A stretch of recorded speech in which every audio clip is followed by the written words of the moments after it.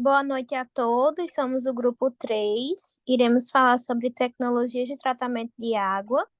O grupo é composto por Anne Beatriz, Elionara Silva, Sara Fernandes, Gabriel Luiz, Riz Kennedy, Maria Eduarda Dantas, Rodrigo Xavier, Pedro Henrique, João Paulo Paulista e Jean Derson Alves.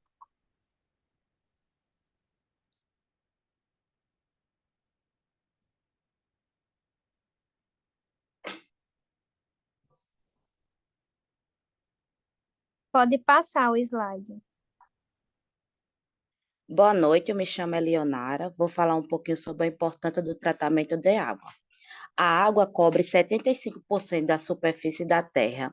Deste total, 97,4% é salgada. Está presente nos mares e oceanos. A água doce, portanto, não chega a 3%, sendo que 90% desse volume corresponde às geleias e apenas o restante está entre rios, lagos, lençol subterrâneo. A água para que possa ser consumida sem apresentar risco à saúde, ou seja, tornar potável, a água tem que ser tratada, limpa e descontaminada. O tratamento de água é um conjunto de procedimento físico e químico que são aplicados na água para que ela fique em condições adequadas para o consumo, ou seja, para a água se tornar potável. O processo do tratamento de água livra de qualquer tipo de contaminação, evitando a transmissão de doenças como malária, hepatite e colera. O tratamento de água é realizado através da tecnologia, visando a eliminação segura de resíduo industrial, evitando risco à saúde humana e danos ao meio ambiente. Porém, é fundamental destacar a escassez de água que pode afetar a natureza e a população. Vale focar que a responsabilidade não recai apenas sobre o público. As indústrias desempenham um papel significativo no tratamento de água. Agora eu vou passar para a Eduarda. Bom, dando prosseguimento, eu falarei agora um pouco sobre os processos de tratamento de água. Para ela ficar própria para o consumo, a água precisa passar pela estação de tratamento de água, que é a ETA, e nela tem algumas etapas, como a coagulação, a flucolação, decantação, filtração, desinfecção, fluoretação e correção do pH. Falando um pouco sobre cada etapa, a coagulação é quando a água, na sua forma natural, bruta, entra na ETA, ela, ela recebe uma determinada quantidade de sulfato de alumínio, que serve para aglomerar partículas sólidas que se encontram na água. Já a flucolação é a água em tanques de concreto. Com a água em movimento, as partículas sólidas se juntam em flocos maiores. Na decantação, em outros tanques, com a ação da gravidade, os flocos com as impurezas e partículas ficam depositadas no fundo dos tanques, separando-se da água. Na filtração, a água passa por filtros formados por carvão, areia e pedras de diversos tamanhos. Nessa etapa, as pequenas impurezas ficam retidas no filtro. Na desinfecção, é aplicado na água cloro para eliminar micro-organismos causadores de doenças. Já na fluoretação, é aplicado o flu na água para prevenir cárie em crianças. E, por fim, a correção de pH é aplicada na água uma certa quantidade de cal hidratado ou carbonato de sódio. Isso serve para corrigir o pH da água e preservar a rede de encanamentos de distribuição.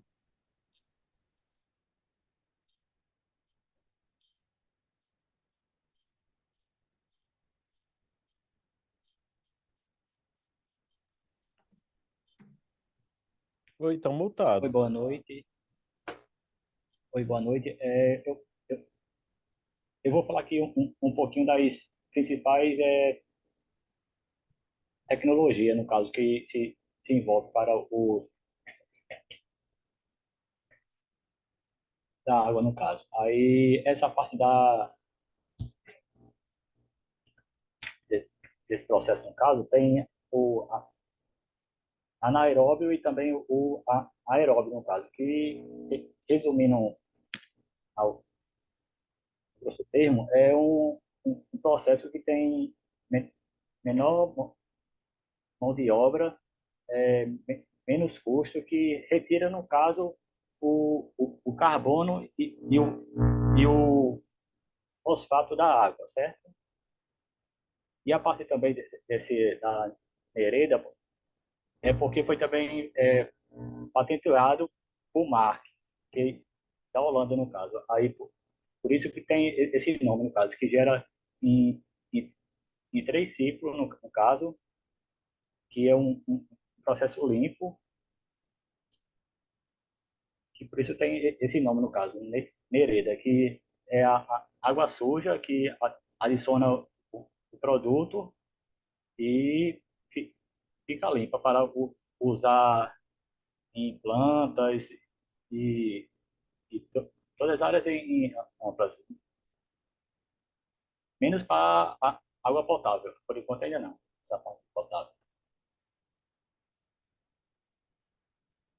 Esse processo aqui, esse sistema MBBR, no caso, é simplesmente o leito móvel, no caso, do reator, que chega a água impura, no caso do efluente, tem, tem 2 tanques, no caso, tanque 1 e tanque 2, em cima tem o ventilador e o painel de controle, e a parte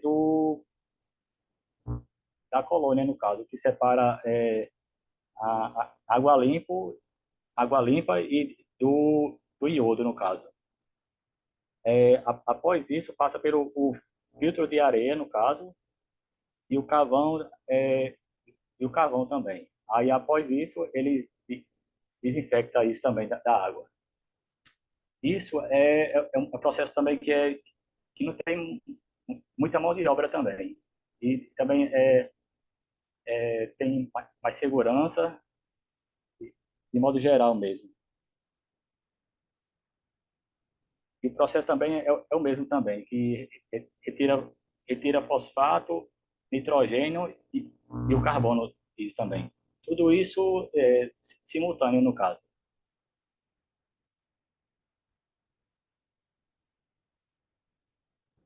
Essa parte aqui é dos medidores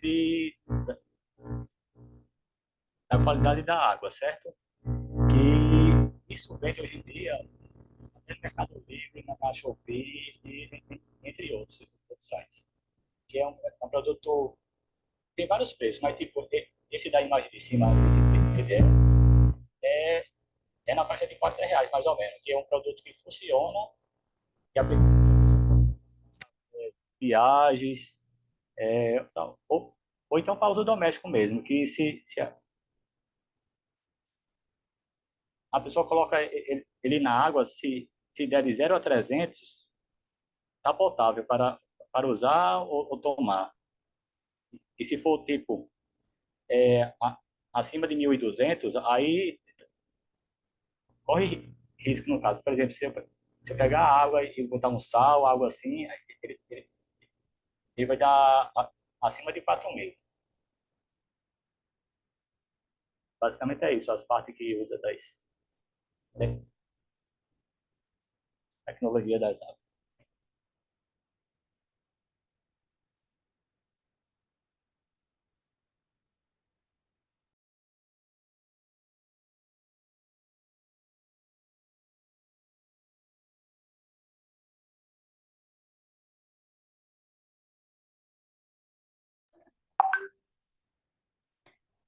Pode passar esse slide.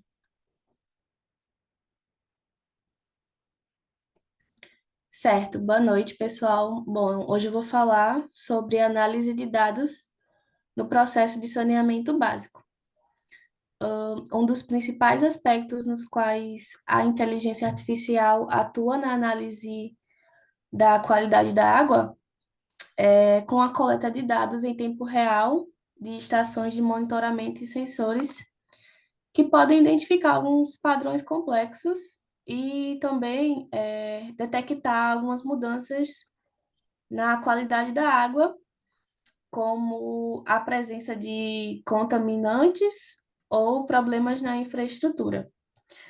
Então, a inteligência artificial pode ser utilizada para prever a demanda e o consumo de água em determinadas áreas. Como assim? Ao analisar alguns dados históricos de consumo, alguns padrões climáticos também, os modelos de inteligência artificial também podem fazer previsões precisas sobre as necessidades futuras de água, permitindo também um planejamento mais eficiente, e uma distribuição equitativa de recursos, certo? Beleza. Outra aplicação importante da inteligência artificial é na detecção de vazamentos e também na manutenção preventiva de infraestruturas de saneamento básico. A inteligência pode também identificar padrões anormais que indicam também os vazamentos ou deterioração da infraestrutura, permitindo intervenções antes que ocorra alguns problemas mais graves.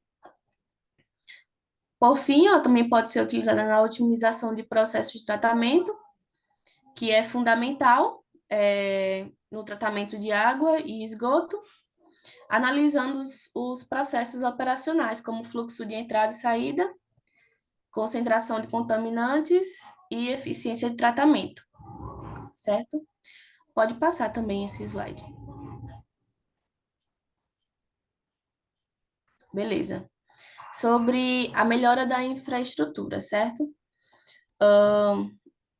Em relação à estrutura, outro ponto é que o papel fundamental que a inteligência artificial atua é na melhoria da infraestrutura do saneamento básico.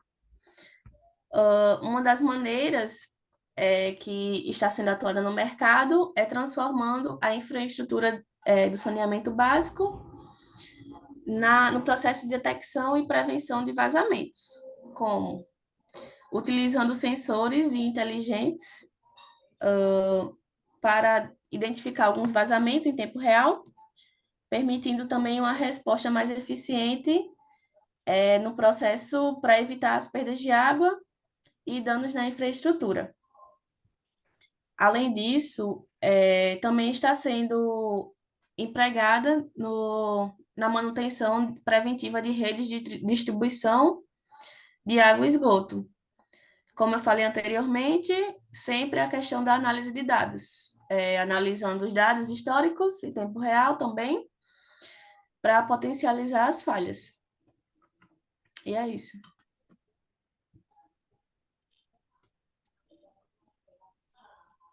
Pode passar o slide.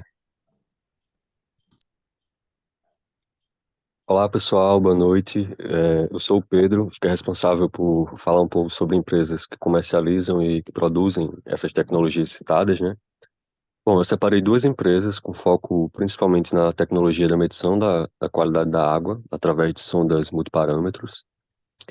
Como o Rodrigo mostrou, né, esses medidores que analisam a qualidade da água, eles são multiparâmetros porque eles analisam inúmeros parâmetros que qualificam o estado da água, como o nível do pH, o nível da salinidade, temperatura da água, nível de condutividade. E eu trouxe duas empresas que fabricam essas sondas multiparâmetros e que comercializam. A primeira é a Oriba, que é essa citada aí. Ela é uma fabricante japonesa de instrumentos de medição e análise. E esse grupo, a Oriba, ele atua em várias áreas, área médica, área científica, que é o caso dessas sondas, e também na área automotiva. Pode passar o slide. Já a segunda empresa é a Aquanativa, que é uma empresa nacional, e essa é bem voltada mesmo para o setor ambiental.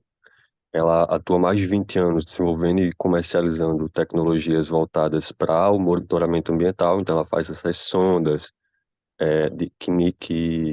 analisam o nível dos parâmetros da água, faz sensores e outros instrumentos também que são voltados para o monitoramento ambiental de questões que envolvem a água, ambiente, solo, no geral.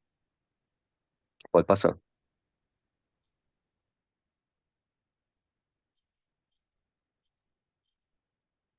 Dando continuação, trouxemos outra empresa que foi a Veolia, que ela é uma empresa de referência da transformação ecológica e eles trazem e implementam soluções úteis e concretas para a gestão da água, resíduos e energia também. Atualmente, a Veolia, ela opera mais de 8.500 estações de tratamento de água e de águas residuais também em todo o mundo, usando modelos de prestação de serviço projetado para atender às necessidades específicas de cada cliente. E um desses serviços projetados que a Veolia comercializa é o bioreator de leitos móveis, que, como o Rodrigo explicou, funciona, como ele explicou, como funciona todo o processo feito para o tratamento da água. Pode passar.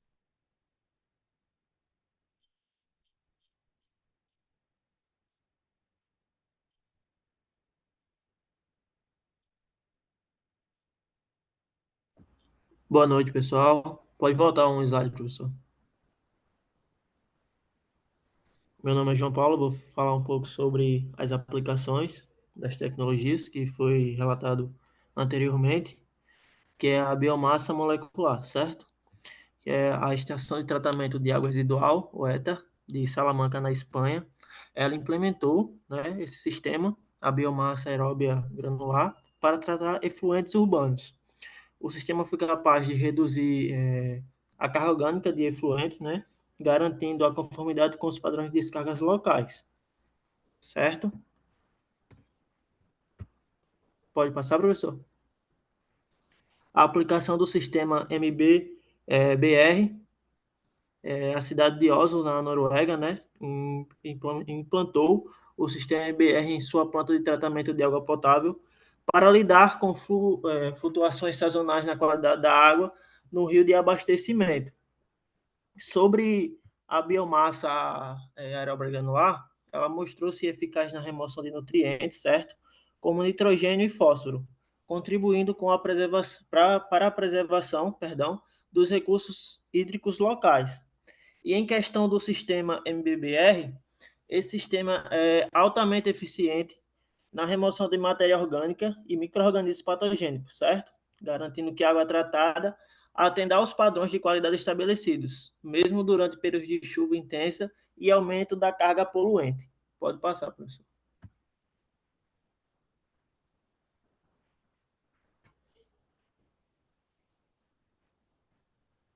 Boa noite, eu vim falar. Pode voltar aí. Voltar dois. Aí. Boa noite, eu vim falar sobre a aplicação das membranas filtrantes, que na cidade de Singapura é conhecida por sua tecnologia avançada de dessalinização e reuso de água.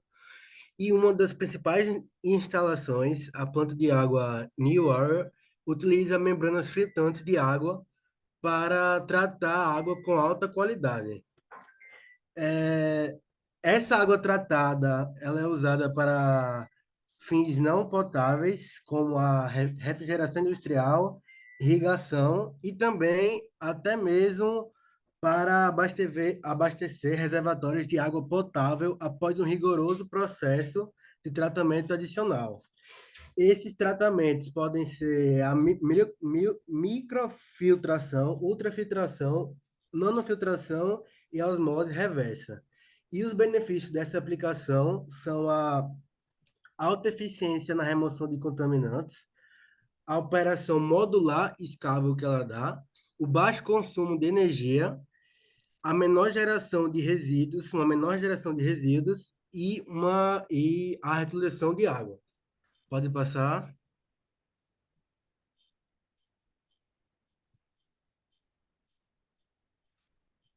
também vim falar sobre a aplicação de medidores online de qualidade de água. A cidade de Copenhague, na Dinamarca, implementou medidores online de qualidade de água em toda a sua rede de distribuição de água potável. Esses medidores fornecem dados em tempo real sobre parâmetros como pH, turbidez e cloro residual, permitindo que os operadores monitorem e controlem remotamente o processo de tratamento de água. Então, isso acaba ajudando a garantir a entrega de água potável de alta qualidade para os consumidores e identificar rapidamente qualquer problema na rede de distribuição. Os medidores geralmente são sensores ópticos, sensores eletroquímicos, sensores iônicos e sensores microbiológicos. E essa aplicação tem benefícios como monitoramento contínuo, detecção precoce de problemas, tomada de decisões melhores, melhoria da qualidade da água, redução de custos e aumento da sustentabilidade.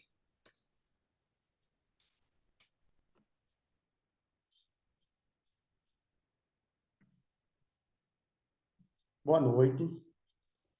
Me chamo Reis Kennedy e agora eu vou apresentar para vocês tecnologias de tratamento de água utilizadas no Rio Grande do Norte. Bom, historicamente, sempre se teve problemas em relação à distribuição de água potável no Rio Grande do Norte.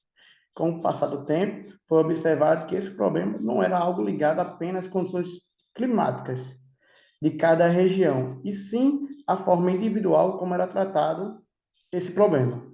Com os estudos, novas tecnologias foram criadas e, assim, fortaleceram a distribuição de água potável para todo o RN.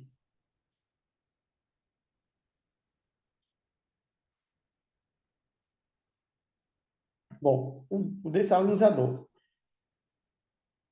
A dessalinização se refere ao conjunto de processos que retiram sais e outros componentes minerais da água. Aqui, não só da água salgada, como também da salobra. A água salgada é dessalinizada para produzir água adequada para o consumo humano, ou para irrigação, outros meios, né, como também consumo animal. Durante a dessalinização, pela técnica de osmose reversa, a passagem da água pela membrana ocorre porque a pressão externa é maior do que a pressão osmótica existente, o que faz o líquido se deslocar do lado com maior concentração de sais para aquele com menor concentração desses elementos. O objetivo é reverter o processo natural de osmose. Pode passar? Então, aqui a imagem mais ou menos explica como isso acontece, né? Que a gente tem a pressão aplicada, certo? Tem a direção da água e a gente tem uma membrana semipermeável. E aí essa membrana vai receber só água pura, vai passar por ela só água pura, e o que for água contaminada, água com sais e tudo mais, vai ficar retida, e daí vai voltar vai sair por um outro canal. E daí a gente tem água pura. Então, a membrana é utilizada e promove uma ultrafiltração, visto que é feita de material semipermeável e sintético, com espessura inferior a 1 micro. Quando a água se desloca por ela, as impurezas ficam retidas, e assim ocorre a separação dos sais, minerais e até outros contaminantes que tornam a água imprópria para o consumo. Pode passar? Então, a adutora, né? As adutoras são as canalizações constituintes do sistema de abastecimento de água, as quais interligam as tomadas de água, estações de tratamento e reservatórios, geralmente na sequência indicada. No sistema de abastecimento de água, através de adutoras, se localizam em dois pontos. No primeiro ponto, a adutora conecta o sistema de captação no curso de água, né, da estação de tratamento de água, e, posteriormente, no segundo ponto, a adutora conecta a reservatórios da ETA, a uma estação elevatória e, em seguida, a outro reservatório que armazena a água destinada à rede de distribuição, né? Hoje, a gente, no estado, né, temos alguns ramais de adutora, muito importante, principalmente na região agreste, partindo da Lagoa do Bonfim. E nesses ramais, eles não só a água é carregada, é levada no interior deles, como também existem processos ao longo do caminho para efetuar o tratamento dessa água, para que quando a água chegar ao consumidor em uma determinada cidade ou região, essa água chegue de forma tratada, com qualidade, e que as pessoas possam estar recebendo uma água de boa qualidade. Então, não é só o transporte, mas sim também o sistema de tratamento através do sistema de adução que existe ao longo do caminho dessa adutora, né? Sabendo que, por exemplo, a do Agreste, ela atende mais de 30 cidades, então percorre o interior, percorre mais de 200 quilômetros até a última cidade que é atendida por esse tipo de sistema, no caso aqui da região agreste do estado. Pode passar, por favor. E também um dos mais comuns, né, mais antigos, são os sistemas de barragem, né? Represa ou açude é uma barreira artificial feita em cursos de água para retenção de grandes quantidades de água. O corpo de água resultante é um lago artificial, o qual também costuma receber as mesmas denominações. A sua utilização é, sobretudo, para abastecimento de água de zonas residenciais. Nas regiões onde a gente conhece como semiárido, aqui do nosso estado, são regiões que não chove menos. Na verdade, chove em menos quantidade de dia, né? Não existe uma estação regular. Em um dia pode chover metade do que esperado para o ano todo. Então, pensando nisso, teve-se que criar estruturas para que armazenasse toda essa água e daí não se perdesse e no resto do ano não tivesse água potável para abastecimento das comunidades que ali residem, né? Essas águas é muito importante, não só pensando no abastecimento humano, como também para a manutenção das produções agrícolas daquela região, o próprio abastecimento dos animais. Então, essas estruturas foram montadas pensando justamente nesse problema que existia, que existe, né, digamos assim, né, trazida pela condição climática da região. Em um dia pode chover o esperado para metade do ano. Em uma semana pode chover o esperado para todo o ano, né? Essa irregularidade fez com que se pensasse em uma estrutura que pudesse reter água e, sendo assim, fornecer água para a população durante todo o ano, né? Para a população daquela determinada região. Exemplo aí na foto temos a barragem Armando Ribeiro Gonçalves, que tem uma capacidade de armazenamento de 2,2 bilhões de metros cúbicos de água. Então, suficiente para abastecer toda aquela região por pelo menos 4 anos, né? Se a gente for passar por um momento de estiagem. Pode passar?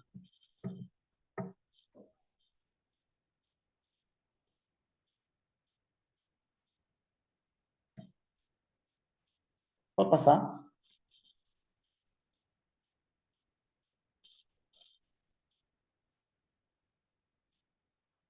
Pode seguir.